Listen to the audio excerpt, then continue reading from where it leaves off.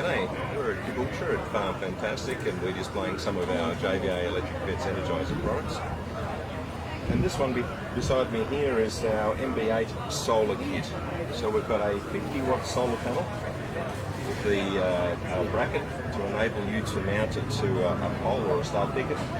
Comes with solar regulator and the energiser ready to go out of the box. The only thing you need to add is the battery, and we've got the clips attached behind here, but basically there's enough cord to drop down to the ground, battery box on the ground, and you've got a semi-portable solar powered electric fence kit.